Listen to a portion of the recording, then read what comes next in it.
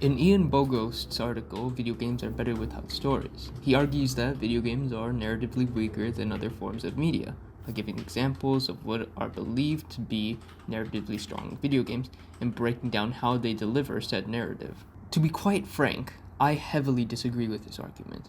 From a storytelling perspective, putting a viewer into the role of a participant rather than restricting them to just an observer can lead to some of the most engaging and emotionally impactful narratives of our time. And no medium creates this role better than video games. Hanging over his primary argument is this fantasy of the Star Trek holodeck, saying, a long-standing dream. Video games will evolve into interactive stories, like the ones that play out fictionally on the Star Trek holodeck. In an ideal future, video games would evolve into this machine that could create environments where a participant could directly interact with the environment and the characters around them, having their own impact on the narrative being told. Let's say, for example, you want to be a detective. Just boot up the noir simulation, and you would be able to pick up clues and talk to suspects as if it was real life. Compare that holodeck fantasy to even today's most advanced VR simulations, and it still seems like we're far away from that ideal. We still need to work on that smart AI or that advanced physics engine in order to truly make an immersible environment that we think is reality. To circumvent these narrative simulations, many games would resort to what Bogost calls environmental storytelling. Bogost summarizes environmental storytelling by clarifying environmental stories invite players to discover and reconstruct a fixed story from the environment itself. The players then able to take these bits of the story and put them together to interpret the overall narrative. In BioShock, they use recordings and radio calls. I don't know how you survived that plane crash, but I've never been one to question Providence. While games like What Remains of Edith Finch use straight-up narration. I lived here until I was 11, but I wasn't allowed inside half the rooms. Bogost elaborates further on the player's role in an environmental story by saying, instead of trying to resolve the matter of simulated characters and plot, the genre gives up on both, embracing scripted action instead. The player's experience becomes that of a detective, piecing together narrative coherence from fragments convincingly left behind in the game's physical environment. Environmental storytelling, while a clever tool on part of the developer and the writer, will primarily be the product of a very linear story. BioShock, Edith Finch, and many other games all have linear stories, with the only variation maybe being a good ending or a bad ending based off some minor decisions you make. Bogost believes that since the player has no real agency on the plot of the game, that it could be reduced to a book or a film, and in his words, the best interactive stories are still worse than even middling books and films. So, what's the point? Most of the visually impressive elements of games and clever game mechanics could be emulated using CG and animation, and the stories that they tell are linear enough to merit the creation of a movie or a book. I would argue that by reducing a video game's narrative to the overarching story, Bogost ignores some of the incredible narrative elements that video games bring to the table. What other medium allows someone to immerse themselves in a fiction where they can interact with the environment around them, albeit to a limited degree? To illustrate my point more clearly, I want to look at two different games that I believe have strong and emotionally impactful stories to tell.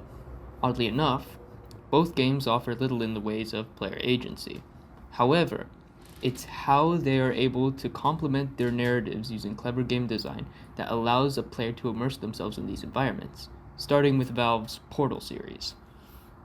In these games, you take control of Chell, a mute test subject with a gun that can create a two-way portal. She is trapped in a facility under the scornful gaze of a nigh omnipotent AI named GLaDOS. Your role as a test subject is to complete testing chambers. Like most games, Portal has a very linear story, where the player can do nothing to change its plot. However, the game wears this quality almost like a badge of honor by having GLaDOS insult the player, tearing them down to try and extinguish any hope of escape. Please note that we have added a consequence for failure Any contact with the chamber floor will result in an unsatisfactory mark on your official testing record, followed by death. Good luck. Fantastic. You remained resolute and resourceful in an atmosphere of extreme pessimism. I'm going to kill you, and all the cake is gone. As a player, I found her quotes hilarious. However, with every insult, I found myself growing more defiant. I was driven to complete every test chamber to the best of my capabilities in a sort of act of rebellion, like I had something to prove. As the game progressed, I built confidence in my capabilities, and this mixed with my continuously growing defiance led me to discover cracks in her armor. Each of them their own little stories in and of themselves, of tales of those before me. Some of them gave me hope, and some of them filled me with dread. I was growing more and more independent until GLaDOS saw me as a real threat and decided to let me go. Congratulations. The test is now over.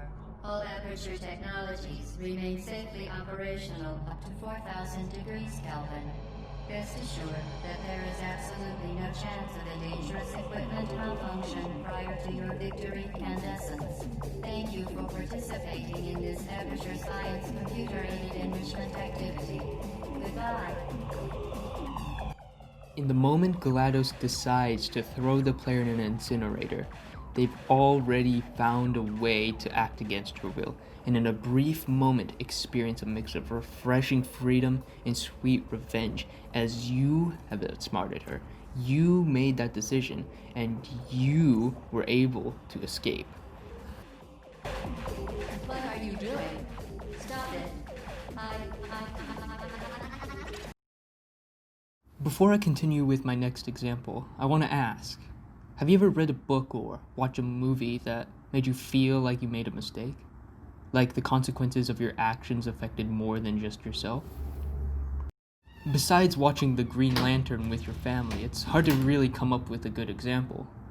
With books and movies, you have to make a great effort to put yourself in the shoes of some fictional character, and if you can't do that, you're just screaming at a fake person and telling them that there is another way, when in reality, they may not have another choice. Lisa, the Painful RPG, is a role-playing game, and as such allows the player to fill the role of a fictional character. And this, oddly enough, is another game where, in the grand scheme of things, your decisions don't really matter.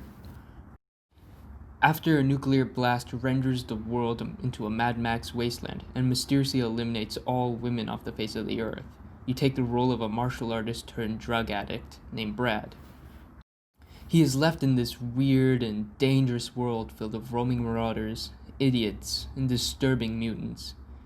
After wandering the wastes, he happens upon a child who just so happens to be a girl, and decides to name her Buddy and raise her with a group of his childhood friends acting as her family. We get to see how Buddy positively impacts Brad and how he makes an effort to put his past behind him before Buddy is suddenly taken away from him. In the beginning, everything is laid out simply. They stole your daughter, and now you must rescue her. However, over time, things get more and more complicated. It's not just about you now. The people who kidnapped your daughter want to try and use her to save the world. The people Brad has come to trust turn against him, and his chaotic quest to be the knight in shining armor puts everyone around him in danger. Brad has to make some really disturbing decisions. Does he give all his food and weapons, or sacrifice his arm? Does he kill all the people willing to help him, or watch his daughter get mutilated by some freak? Of course, none of it matters to anyone but you. If you lose your arm, you can't do certain combat techniques, and if you lose your party, you can't save your daughter. But will you stand idle while she gets hurt? These are decisions Brad makes to hopefully save her in the end. However, by the end of the game, Brad is stripped of his humanity, his sanity, his limbs, and the people he loves. By the end of it all, Brad and I asked ourselves if we made the right decision. The answer is no. As an observer, I would have never been able to feel these sorts of emotions. Video games are a new and exciting medium for storytelling, that can invoke powerful emotions through personal and tangible experiences that the player is able to create themselves. Books and movies could never hope to emulate that sort of experience, even if they told the same story, word for word.